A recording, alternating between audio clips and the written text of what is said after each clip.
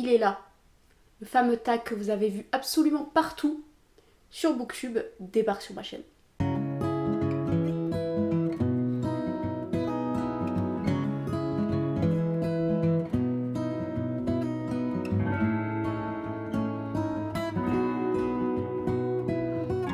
Bonjour à toutes et à tous et bienvenue dans cette nouvelle vidéo. Aujourd'hui on se retrouve pour mon bilan de mi-année de lecture. Et pour ça, je vais répondre aux questions du Mid-Year Week Book Tag. Mid-Year Tag. Je sais même pas ce que je fais en fait. Je pense que si vous êtes habitué et que vous suivez d'autres créatrices de contenu littéraire, vous l'avez déjà vu partout, cette année, les années d'avant. Je me prête au jeu. Première question et pas des moindres.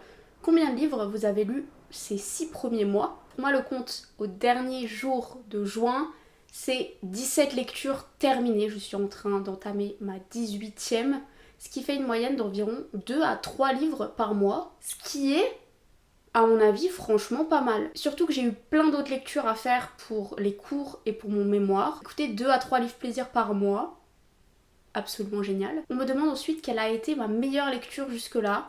Alors je vais vous reparler d'un livre dont je vous ai déjà parlé dans un update lecture. Il s'agit de La Nuit Sacrée de Tahar Ben Jelloun. C'est un roman que j'ai lu pendant mon voyage au Maroc. J'avais envie de découvrir cette littérature et je me suis tournée vers un prix Goncourt. Rien que ça, et j'ai pas du tout été déçue. La Nuit Sacrée, c'est la suite d'un autre roman de Tahar Ben Jelloun qui s'appelle L'Enfant de Sable, que je n'ai pas encore lu, mais vous pouvez lire les 2 livres indépendamment, c'est juste que c'est 2 épisodes clés de la vie du même personnage. Et là, on va suivre ce personnage alors qu'elle vient de perdre son père. C'est une femme qui pendant toute sa vie a dû faire semblant d'être un garçon parce que son père voulait absolument un héritier pour lui céder son patrimoine et pour avoir une vraie descendance. À la mort de son père, elle va décider que toute cette mise en scène est complètement terminée. Elle décide de partir de chez elle et de découvrir à la fois son pays qu'elle connaît très très mal, mais aussi se découvrir elle-même et expérimenter la vie de femme dont elle a toujours rêvé. C'est un roman assez particulier qui va mélanger à la fois le récit de vie,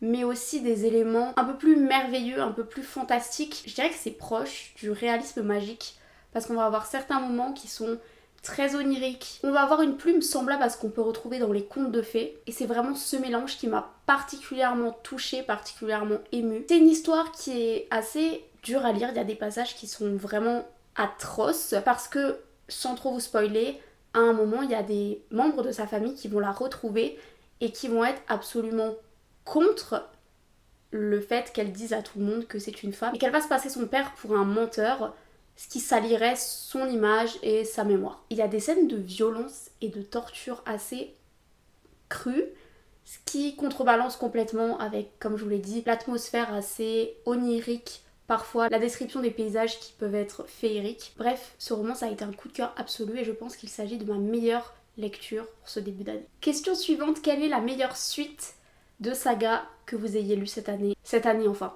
pour l'instant. Encore une fois, là, pas d'hésitation, il s'agit de Lever de soleil sur la moisson qui est le dernier tome sorti, du moins, de la saga Hunger Games. J'en ai fait toute une vidéo où je vous expliquais mon avis. Je suis une grande fan de la trilogie de base, mais j'adore également les préquels.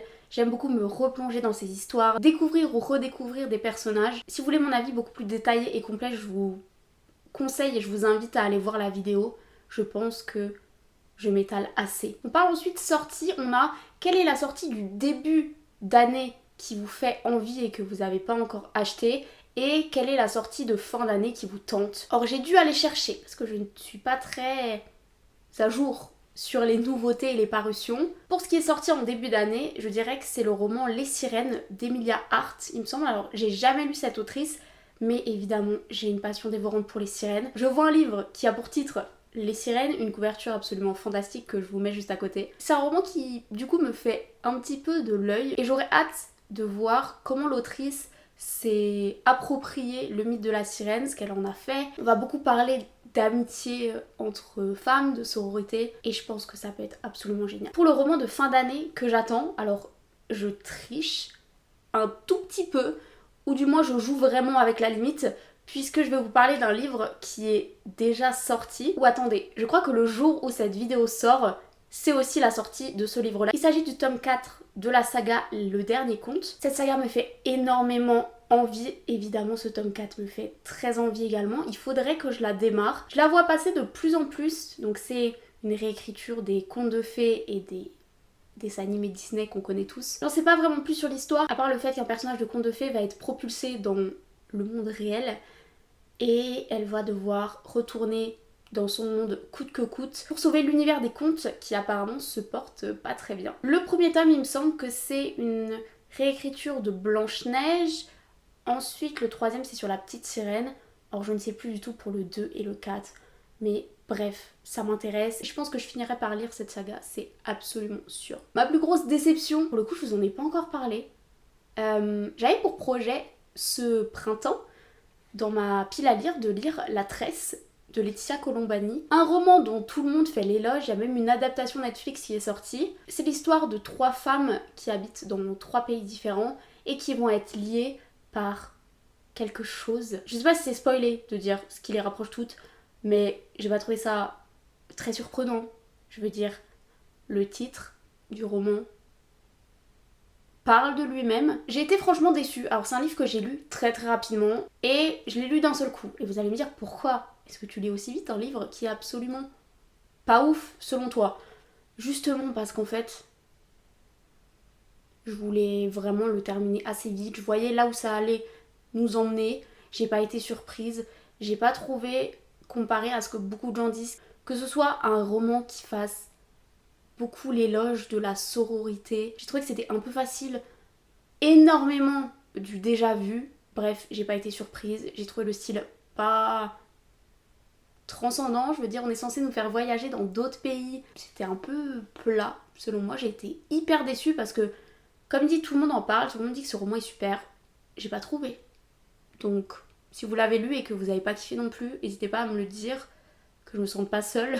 Au contraire, on va parler de ma plus grande surprise. Et là, il s'agit de 2 nouvelles de Tolstoï. J'avais lu l'année dernière Le Bonheur conjugal que j'avais absolument adoré. Cette année, j'ai lu La Sonate et Le Diable. C'est du drame passionnel russe. C'est très très bien écrit. C'est assez violent parfois, dérangeant. Mais j'ai adoré et franchement, Tolstoï, bientôt je vais me confronter à tes gros romans.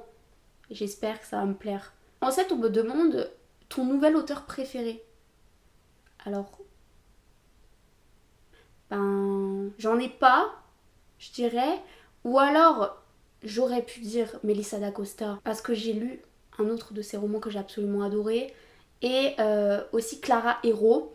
Mais ça me paraissait un peu trop facile et surtout pas très intéressant, sachant que je vais vous parler des romans juste après dans d'autres questions. Donc on va parler d'un auteur, non pas qui est devenu mon auteur préféré, mais que j'ai découvert cette année et que j'ai trouvé assez bien, en tout cas sur le livre que j'ai lu de lui. Il s'agit de David Fuenquinos, je pense que vous le connaissez. C'est un auteur qui a vraiment le vent en poupe et qui est assez reconnu. Voilà, c'est un auteur contemporain. Et j'ai lu numéro 2, qui est l'histoire un petit peu romancée du petit garçon qui aurait dû jouer Harry Potter dans les films, mais qui est arrivé deuxième. Et donc il est arrivé après Daniel Radcliffe et il n'a pas eu de carrière, il n'a pas eu la chance de pouvoir incarner Harry Potter. Et on le sait, ça a vraiment propulsé la carrière de Daniel Radcliffe. Enfin, bref, tout ça pour dire que c'est son histoire un petit peu romancée.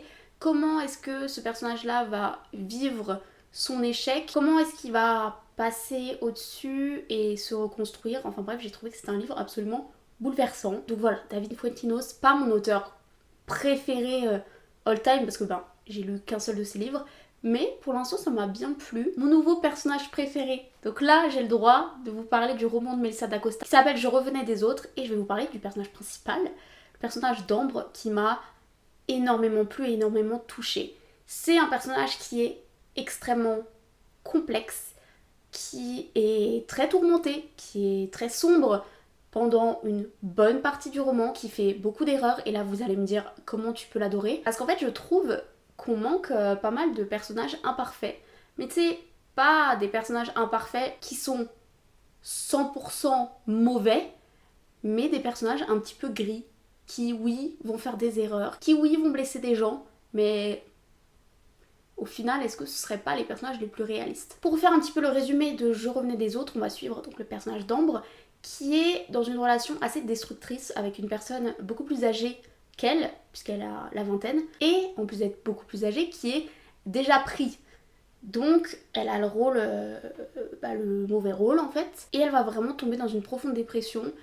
Elle va traverser des périodes assez sombres et elle va se retrouver à la demande de Philippe, qui est l'homme qu'elle fréquente, à partir de chez elle et à partir de la ville où elle habite et où ils habitent. En gros, il lui dit que c'est pour l'oublier.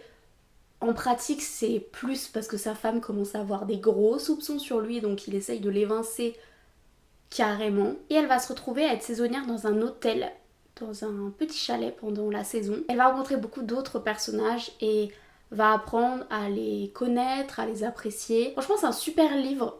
J'ai trop adoré. J'ai beaucoup pleuré. J'ai pu m'identifier à plusieurs moments au personnage d'Ambre, mais aussi à d'autres personnages. Et j'ai absolument adoré. Vraiment, le personnage d'Ambre, c'est, je pense, un personnage qui va me suivre un petit peu. Il y a une suite d'ailleurs à ce roman et j'ai très hâte de le lire. Alors j'attends un petit peu parce que j'ai envie de savourer encore le souvenir du premier tome avant de me plonger dans la suite. Et j'aurais vraiment hâte de retrouver Ambre et de voir ce qu'elle est devenue après les événements de Je revenais des autres. Un livre qui m'a fait pleurer, donc je ne vais pas vous reparler de Je revenais des autres de Melissa d'Acosta, mais je vais vous parler du Tourbillon des possibles de Clara Hérault, qui est également un roman sur lequel j'ai fait une vidéo parce que ça a été un coup de cœur absolument fabuleux. Il m'a complètement retourné l'esprit. Ce roman, il est vraiment doux amer. Si vous aimez les fins très heureuses, les happy end qui sortent un petit peu nulle part, mais qui nous font vibrer, écoutez, vous ne le trouverez pas dans ce livre. Parce que on va enchaîner quelques frustrations, quelques moments d'émotion très très intenses, ce qui a fait que j'ai lâché des larmes à plusieurs moments. Si vous êtes intéressé par ce livre, n'hésitez pas à aller voir ma vidéo où j'en parle. Simplement que ça parle d'une fille qui vient de terminer ses études et qui cherche un travail. Et le travail ne vient pas tout de suite, donc elle va retourner dans sa maison et dans son village d'enfance, vivre un petit peu chez sa mère, et elle va être face à tous les démons de son passé, mais aussi des personnes qui l'ont profondément marquée et touchée. Et c'est peut-être le début d'une très belle histoire. Un livre qui m'a rendue heureuse en ce début d'année. Je ne pouvais pas ne pas vous parler de ma relecture du premier tome d'Oxapoloch. Alors j'en ai un petit peu parlé sur Instagram, mais cette année est sorti le dernier tome de la saga Oxapoloch, qui est une saga que j'ai découverte maintenant il y a 10 ans, 15 ans, au tout début de ma vie de lectrice. Et ça a été vraiment la première saga qui m'a marquée. J'avais lu les 4 premiers tomes et j'avais fini un petit peu par me lasser, donc j'ai pas lu la suite. Mais quand j'ai vu que le 8e et dernier tome allait sortir, je me suis dit que j'allais me refaire l'intégrale, relire ce que j'avais déjà découvert par le passé et évidemment découvrir la suite et la fin de cette belle histoire. À la base, je voulais vraiment enchaîner les tomes et me faire un énorme marathon. Je me suis rendu compte que pour ne pas me relasser, j'allais faire un petit peu au compte-gouttes. Donc là, j'ai terminé de lire le premier tome. Je pense que ma prochaine lecture sera sûrement le 2e tome parce que ces personnages commencent un petit peu à me manquer. Donc je vais les lire au compte-gouttes jusqu'à arriver au 8e tome et ensuite je vous ferai une super grande vidéo avec tout mon avis très neuf et très frais sur cette saga. Et ça m'a rendue heureuse de redécouvrir cet univers, de retrouver les personnages que j'avais laissés il y a 10 ans. Et ça m'a fait vraiment trop plaisir. Le premier tome, je l'ai lu en même pas 2 jours, je crois. Vraiment, j'étais dans une frénésie de lecture, une nostalgie de fou. Bref, une expérience de lecture qui m'aura beaucoup apporté de bonheur. Dernière question, quel est le plus beau livre que vous ayez acheté en ce début d'année? Disons qu'il y a quelques semaines, en allant chercher le Tourbillon des possibles de Clara Hérault, que je voulais absolument me procurer le jour de la sortie, je suis tombée sur L'Or Olympus, qui est un roman graphique inspiré du mythe d'Hadès et Perséphone, et je suis tombée complètement amoureuse des dessins, du design de ce roman graphique, et donc j'ai décidé de l'acheter pour découvrir cette histoire. Donc je pense, et vous allez me le confirmer, que cette couverture et que ce roman graphique est vraiment le plus beau, ou l'un des plus beaux de ma collection. On arrive à la fin du tag, alors je vais rajouter une petite question bonus, qui serait: quelle est ta lecture en cours, histoire que vous soyez un petit peu au courant de ce que je lis. En ce moment, je suis en train de découvrir un titre qu'on m'a offert pour mon anniversaire, qui s'appelle La sirène, le marchand et la courtisane. Rien que ce titre, vous voyez complètement l'ambiance, je pense. C'est un livre qui me fait penser beaucoup au roman du 19e siècle, de la manière dont c'est écrit, de la manière dont on va suivre cette intrigue et ces personnages. Je n'en doutais pas. Écoutez, il y a une sirène, ça ne peut que bien se passer, non? Et ensuite, on va pouvoir passer à mes lectures d'été. D'ailleurs, la semaine prochaine, vous aurez ma pile à lire de l'été avec tous les livres que je compte lire. Pour ne pas rater cette vidéo, du coup, si vous n'êtes pas abonné, n'hésitez pas à le faire. Si cette vidéo vous a plu, n'hésitez pas aussi à la liker et à commenter en me disant quelle a été votre meilleure lecture de ce début d'année. Et si vous voulez aussi verser le thé, dites-moi quelle a été la pire lecture que vous ayez faite aussi. En attendant, on se retrouve dans une prochaine vidéo, du coup, la pile à lire de l'été, si vous avez bien suivi. Je vous souhaite évidemment d'ici là de très belles lectures, une bonne soirée, une bonne journée, et je vous dis à bientôt. Salut!